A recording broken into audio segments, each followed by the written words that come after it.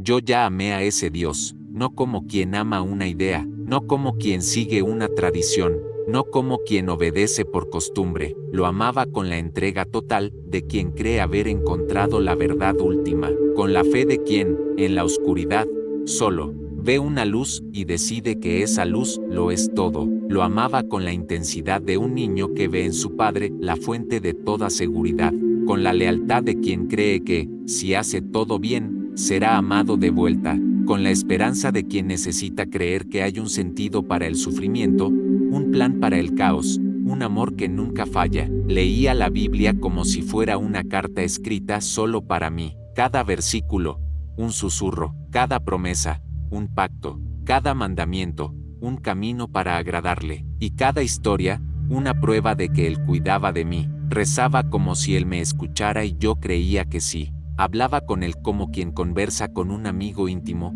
con un padre amoroso, con un protector invisible. Lloraba cuando creía haberle decepcionado como si cada error mío fuera una traición, un corte en su corazón. Ayunaba por obediencia, servía por amor, vivía para agradarle, y creía, con todo mi corazón, que él era bueno, perfecto, santo, amoroso, justo, misericordioso, eterno. Aún hoy, cuando recuerdo aquella fe, siento un nudo en el pecho, no de arrepentimiento, sino de nostalgia, nostalgia de un tiempo en que creía que había un plan perfecto para todo, nostalgia de un tiempo en que el mundo tenía sentido porque él lo sostenía, nostalgia de un tiempo en que no necesitaba pensar, por mí mismo bastaba con confiar, era cómodo, era seguro, era simple, pero no era verdadero, y entonces, un día, empecé a leer la Biblia de otro modo, no como un devoto, no como un soldado, no como un hijo que teme desagradar.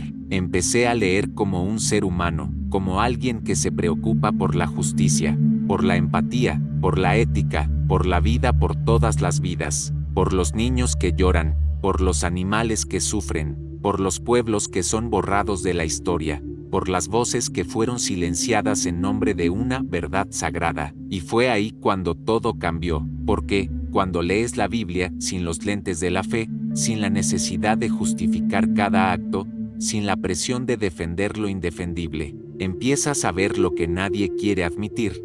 El Dios de la Biblia no es bueno, es cruel, vengativo, injusto, inhumano, y no lo digo por rabia. No estoy aquí para gritar contra el cielo, no hablo desde el dolor emocional ni el rechazo, lo digo por lectura, por lógica, por conciencia, por horror moral, porque, ¿cómo puedes llamar bueno a un ser que ahoga a toda la humanidad, incluyendo niños, bebés, animales solo porque se sintió decepcionado? El diluvio no fue un acto de justicia, fue un genocidio cósmico, un asesinato en masa de millones de seres vivos, todos castigados por el pecado de unos pocos. Dios, según el texto, vio subir las aguas, escuchó los gritos ahogarse, vio a las familias separarse, vio a los animales luchar por sobrevivir, y lo consideró bueno, lo consideró necesario, lo consideró justo, y luego puso un arco iris en el cielo como si fuera una pegatina de perdón por matar a todos, como si el trauma de un mundo entero pudiera resolverse con un fenómeno óptico. ¿Cuántos niños murieron ahogados,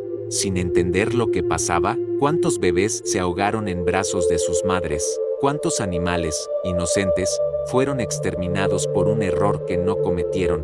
Y Dios, en lo alto, lo vio, y siguió adelante. ¿Cómo puedes llamar santo a un Dios que ordena a un padre matar a su propio hijo como prueba de obediencia? Abraham lleva a Isaac al monte, pone la leña en el altar, amarra al niño, coloca el cuchillo en su cuello, y el niño, inocente, no entiende, y Dios se ríe, porque era solo una prueba, un juego divino, una broma cósmica con el trauma de un padre y la vida de un niño.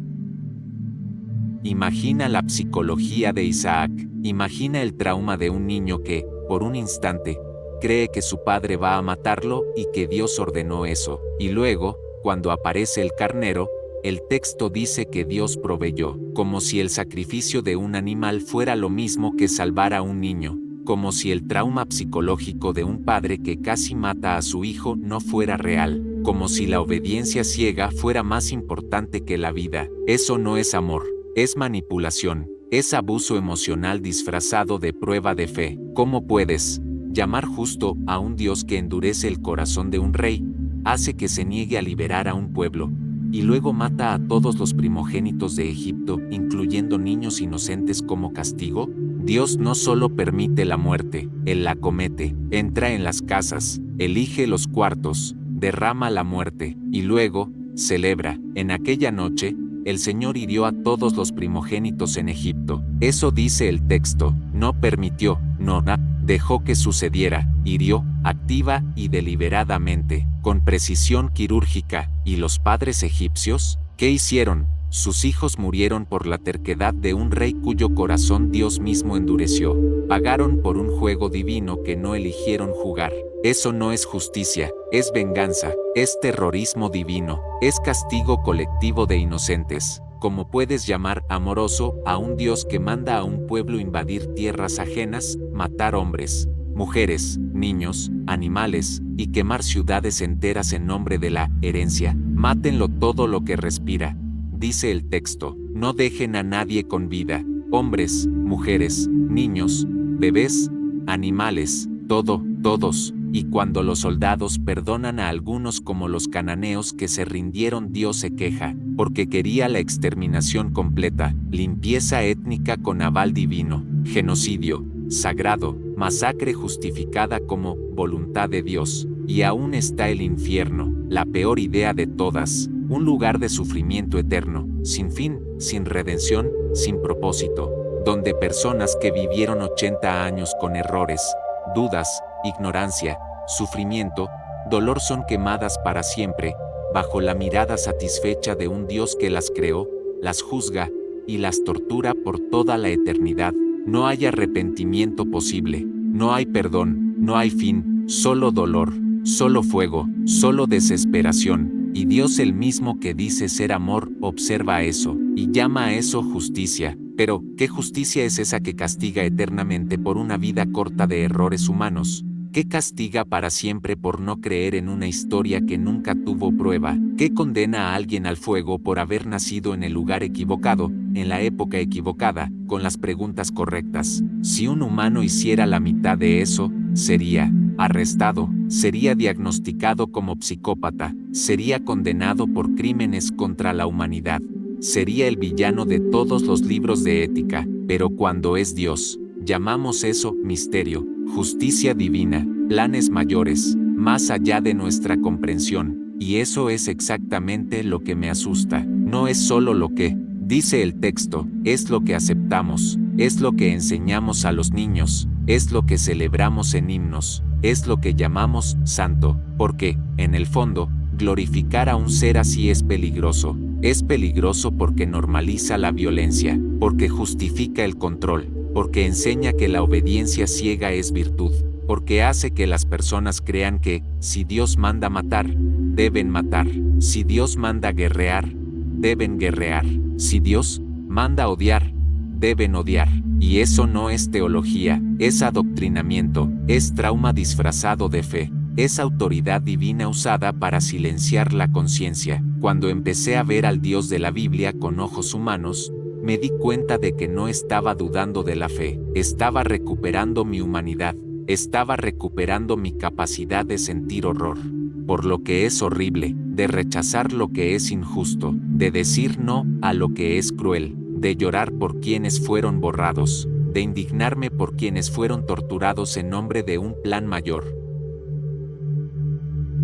Y fue entonces cuando entendí, si ese Dios existe, Él no es bueno, y si Él no es bueno, no merece adoración, no merece culto, no merece obediencia, no merece temor, no merece himnos, no merece templos, no merece millones de voces cantando, Santo, Santo, Santo. Y si Él no existe, entonces necesitamos dejar de vivir como si existiera. Necesitamos dejar de educar a nuestros hijos con miedo, dejar de juzgar a quienes piensan diferente, dejar de aceptar lo absurdo como sagrado, dejar de llamar amor a lo que es control, dejar de llamar verdad a lo que es opresión, dejar de creer que la obediencia es más importante que la compasión, porque el bien verdadero no necesita amenazas, no necesita castigo eterno, no necesita obediencia forzada, no necesita miedo. El bien verdadero nace de la empatía, de la razón, del respeto por la vida, de la libertad de elegir, del coraje de decir, esto no está bien. Y es por eso que ya no creo en ese Dios, no porque perdí la fe, sino porque encontré la conciencia, no porque me volví contra Dios, sino porque me volví del lado de la humanidad, no porque me volví frío, sino porque me volví más sensible al sufrimiento. Y si estás viendo este video, tal vez tú también estés en ese camino, tal vez ya hayas leído esas historias y sentido un malestar que no podías explicar, tal vez hayas mirado el diluvio, el sacrificio de Isaac, la matanza de los cananeos, y hayas sentido un escalofrío. Tal vez te hayas preguntado, ¿esto es realmente justo? ¿Esto es realmente amor? ¿Estaré equivocado por pensar que esto está mal? No, no estás equivocado, estás despertando, y despertar duele, porque es más fácil dormir, es más cómodo creer, es más seguro, no cuestionar, pero es mejor despertar, porque una fe que exige que ignores tu propia humanidad, no es fe, es esclavitud. Y si sentiste algo al leer esto, si alguna de esas preguntas ya resonó en ti en silencio, aprovecha para suscribirte al canal, activar la campanita y participar en esta conversación, porque no estás solo, y porque el mundo necesita más personas que tengan el valor de mirar al texto, a la tradición, al altar y decir, esto no está bien. Comenta aquí abajo, ¿cuál historia del Dios de la Biblia te incomoda más? ¿Y acaso alguna vez has cuestionado, en silencio, su bondad? Porque quizás, en este momento, no estés perdiendo la fe, quizás estés, finalmente, encontrando a ti mismo, y quizás, al encontrarte a ti mismo, descubras que el bien verdadero no vive en templos, no vive en dogmas, no vive en amenazas de fuego eterno. El bien verdadero vive en tu indignación ante la injusticia, en tu lágrima al ver a un niño sufrir, en tu coraje para decir no cuando todos dicen sí, en tu decisión de elegir la empatía, incluso cuando el mundo elige el odio. Y si Dios no cabe en eso, entonces tal vez el problema no seas tú, tal vez el problema sea Él.